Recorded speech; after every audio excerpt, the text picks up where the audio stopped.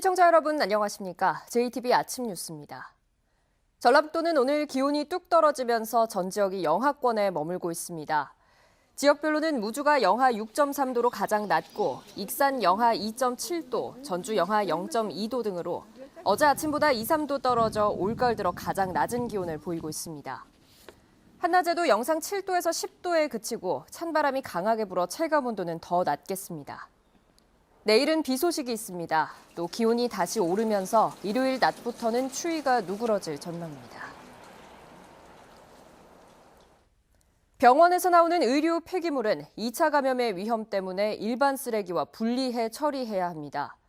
그런데 전주 리사이클링타운의 재활용 쓰레기에서 다량의 의료 폐기물이 발견됐습니다. 특정 병원에서 버렸다는 의혹도 제기됩니다. 주혜인 기자의 단독 보도입니다. 자루를 들어올리자 온갖 종류의 약병이 무더기로 쏟아집니다. 바늘이 그대로 드러난 주사기부터 혈액이 묻은 링거관까지 모두 재활용 쓰레기에 섞여 버려진 겁니다. 제가 들고 있는 링겔병 그리고 주사기, 약병까지 여기 있는 폐기물이 모두 재활용 수거 차량 한 대에서 나온 양입니다. 법에 따라 의료 폐기물은 전용 용기를 이용해 보관, 수집, 운반하고 처리 시설을 갖춘 전문 업체에 맡겨 처리해야 합니다. 하지만 전주시는 가정에서 버린 생활 폐기물이기 때문에 문제가 없다는 입장입니다. 일반 가정에서 발생되는 의료기 성상의 폐기물은 생활 폐기물로 처리하도록 되어 있어요. 발생을 확인할 수가 없는 상태에서 재활용 수거함을 통해서 배출된 부분은 일단은 생활 폐기물로 구분해서 처리할 수밖에 없는 상황입니다. 그러나 링거병엔 환자 이름이 적혀 있고 특정 요양병원의 이름이 적힌 약봉지도 여러 장 발견됐습니다. 보시다시피 환자 이름까지 적어져 있고 특정 차량에서 오는 걸로 지금 판단을 하고 있습니다. 해당 요양병원은 사실 무근이라는 입장입니다.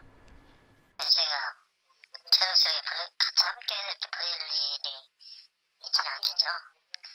왜냐면 폐기물로 해서 다 분리해서 다 나가는. 전주시는 취재가 시작되고서야 사태 파악에 나섰습니다. 한 달에 그냥 몇 차례 조사를 해요.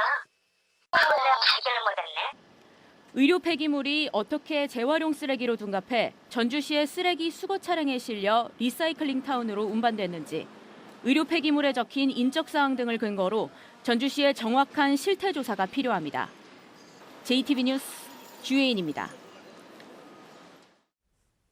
끊이지 않는 OCI 군산 공장 가스 누출 사고의 원인으로 30년 가까이 된 낡은 시설이 지목됩니다.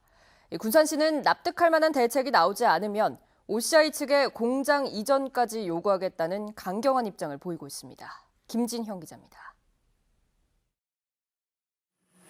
지난 1990년에 군산지방산업단지에 들어선 OCI 군산 공장입니다. 올해에만 유독가스 누출 사고가 3번이나 발생하는 등 지난 2015년부터 가스 누출 사고가 끊이지 않고 있습니다.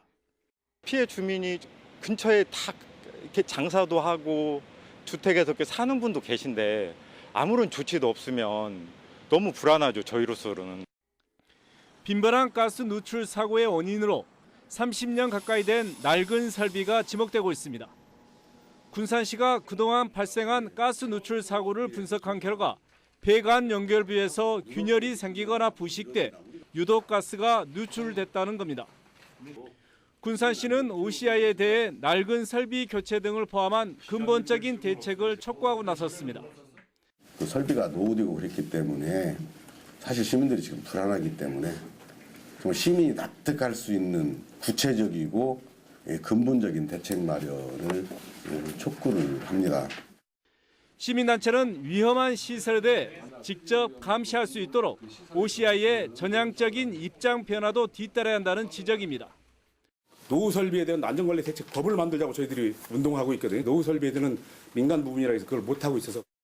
군산시는 OCI가 근본적인 대책을 내놓지 않으면 공장 이전 요구도 검토하겠다는 강경한 입장입니다. OCI 군산 공장이 28만 군산 시민의 불안을 해소할 수 있는 실질적인 대책을 이번에는 내놓을지 시선이 집중되고 있습니다. JTB 뉴스 김진영입니다.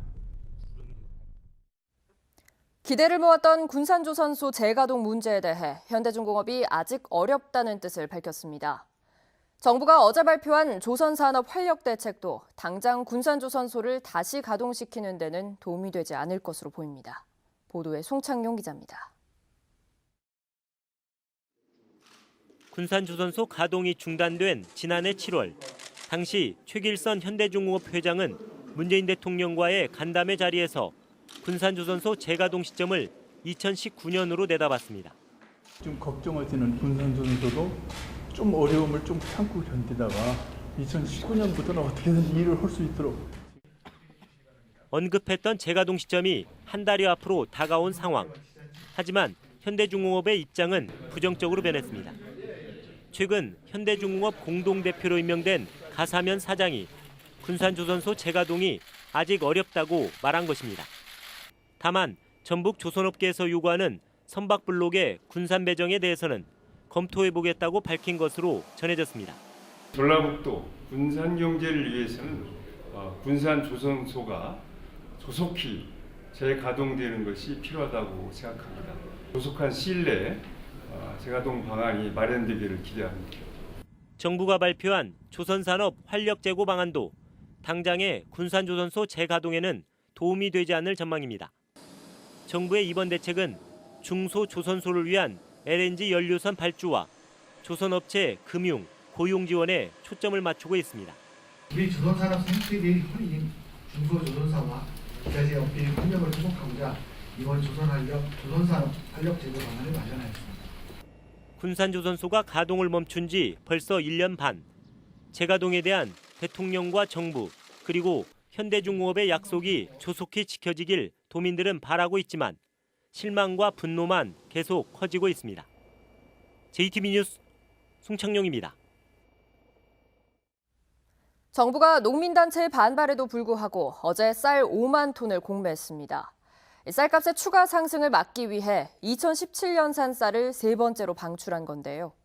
농민단체는 어제 국회 앞에서 나락투쟁을 벌였습니다. 김철 기자입니다. 정부의 2017년산 쌀 공매에 참여한 RPC, 즉 미국 종합처리장입니다. 이번 쌀 공매에 전북에서는 89곳의 농협과 민간업체가 참여했습니다. 쌀 공매는 올 들어 세 번째입니다. 지난 6월 10만 톤의 공매를 시작으로 지난 8월 4만 톤, 이번엔 5만 톤의 쌀이 방출됐습니다. 정부가 비축미를 잇따라 푸는 건 쌀값 오름세를 막기 위해서입니다. 올 1월 초 3만 9,423원이었던 20kg 쌀값은 11월 중순에 4만 8,421원으로 23%가량 올랐습니다. 주로 단체 급식용이나 요식업체에 공급될 이번 공매쌀은 지난해 생산된 물량이라 쌀값 하락을 부추길 가능성은 크지 않습니다. 현재 대부분 소비자들은 2018년도산 햅쌀을 소비하고 있습니다. 그렇지만 오늘 정부 구매는 2017년도산 쌀에서 했기 때문에 현재 쌀값의 영향은 제한적일 것으로 판단하고 있습니다. 농민단체는 그러나 현재 쌀값이 크게 오른 게 아니라 예전 가격을 되찾았을 뿐이라고 강조하고 있습니다. 따라서 정부가 5년 단위로 발표하는 80kg 쌀값의 목표 가격 19만 6천 원을 적어도 24만 원까지는 더 올려야 한다고 주장합니다.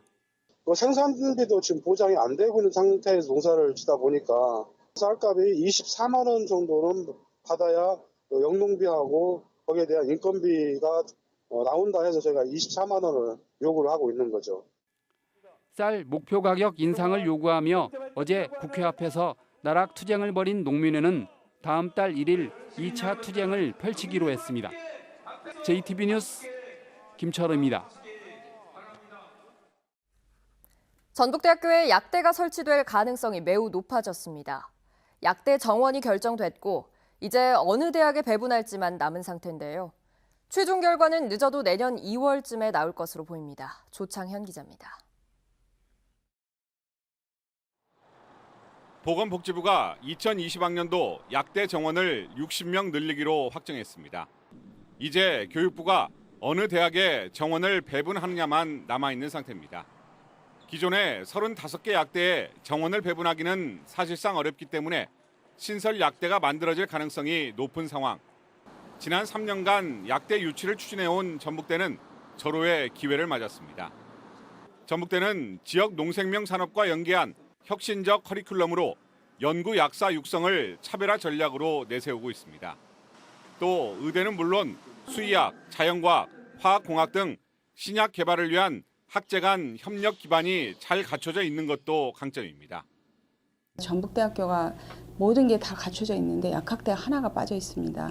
그러다 보니까 이제 대학의 서로 시너지 효과라든가 종합적인 효과가 없어요. 약학대학이 들어서면은 딱 빠진 키워드가 채워져서 굉장히 괄목할 만한 성장이 된다고 생각합니다. 현재까지는 지역 거점 대학인 전북대와 제주대에 약대를 신설해 정원을 배분할 가능성이 높아 보입니다. 문재인 정부의 지역 균형 발전과 거점 국립대 육성이라는 교육 목표와도 일치하기 때문입니다. 의대가 있으면서 학생 10,000명 이상인 대형 거점 국립대 가운데 약대가 없는 곳은 전북대가 유일해 다른 대학과의 형평성 문제도 제기되고 있습니다. 가장 큰 변수는 수도권 사립대학의 도전과 정원 증원에 반대하는 약사회의 반발입니다. 교육부는 다음 달 안에 약대 정원 증원을 원하는 대학들의 신청을 받아 늦어도 2월 중순까지는 정원 배분 문제를 마무리 지을 계획으로 알려지고 있습니다. JTB 뉴스 조창현입니다. 전북의 청소년과 교사들이 함께 만드는 영화축제인 전북 청소년 영화제가 막을 올렸습니다. 국가대표급 배우들이 선보이는 뮤지컬 플라잉도 소개해드립니다. 정원익 기자입니다.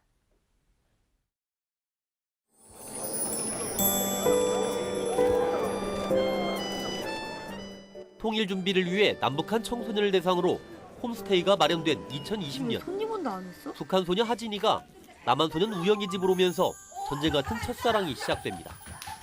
12번째를 맞은 전북 청소년 영화제 개막작 소년, 소녀를 만나답니다. 청소년들이 지닌 문제의식을 선명하게 드러내는 이번 영화제에서는 사흘 동안 경쟁과 초청 섹션에서 모두 48편의 영화가 선보입니다. 네, 초청 섹션은 다른 지역 청소년 영화들하고 교류를 하는 거고요. 그래서 올해 작품으로는 경쟁작이 한 38편 나왔고요. 초청작으로는 10편이 지금.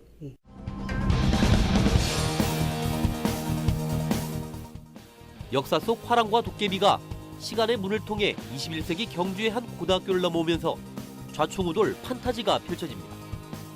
대사 없이 진행되는 넘버원 퍼포먼스 뮤지컬 플라잉은 국내뿐 아니라 외국에서도 큰 호응을 얻고 있습니다. 국가대표급 체조 선수들이 배우로 나서 화려한 무대를 선보일 예정입니다.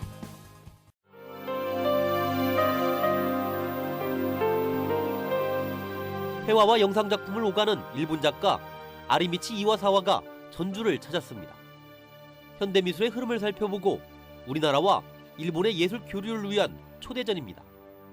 자신의 삶을 곰곰이 뒤돌아볼 수 있게 만드는 이번 전시회는 오는 25일까지 이어집니다. JTB 뉴스 정원익입니다. 도내 시군들이 특화 산업의 경쟁력을 높이기 위해 안간 힘을 쓰고 있습니다. 순창구는 서울대와 손잡고 새로운 콩 종자를 개발하기로 했으며 남원시는 김부각을 또 다른 특화 산업으로 육성하기로 했습니다. 오정현 기자입니다. 순창구는 서울대 농업생명과학연구원과 함께 기존 품종보다 수량이 많고 품질도 우수한 콩 품종을 개발하기로 했습니다. 새로운 콩 품종이 개발되면 간판 특화 산업인 전통 장류의 경쟁력이 더욱 높아질 걸로 순창구는 보고 있습니다. 관학 협력을 통해 신품종 개발 성과를 이루게 되면 순창 장류 산업의 경쟁력과 더불어 세계적 브랜드화에 한층 더 다가설 것으로 기대하고 있습니다. 오는 24일 남원 예촌광장에서는 8개 관련 업체들이 참가해 부각 페스티벌을 진행합니다. 남원시는 남원 부각이 전국 유통량의 60-70%를 차지할 만큼 인기를 누리고 있어 새로운 특산품으로 성장할 수 있도록 지원해 나갈 계획입니다.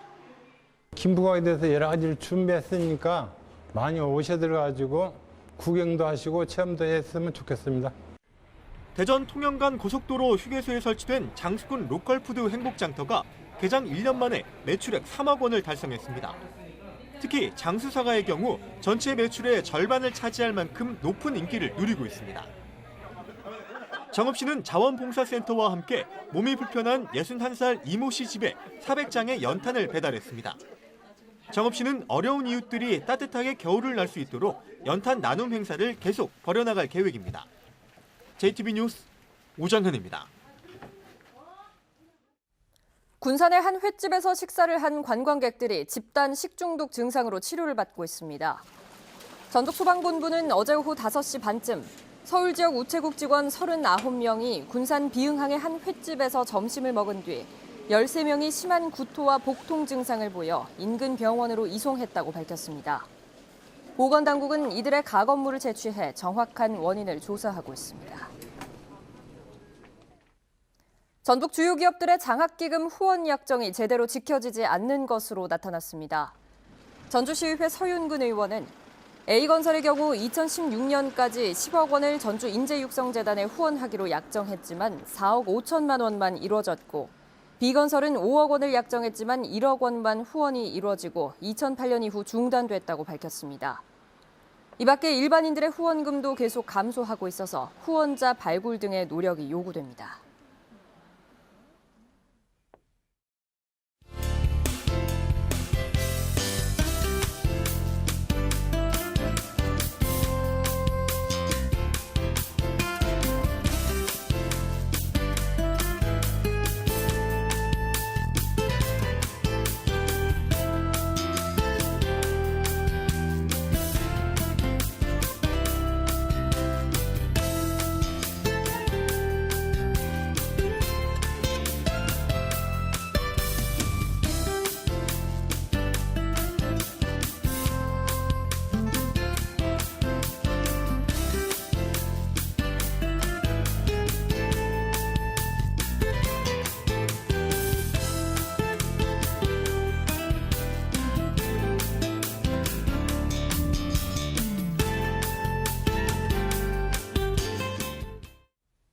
JTB 아침 뉴스를 마칩니다. 함께해 주신 여러분 고맙습니다.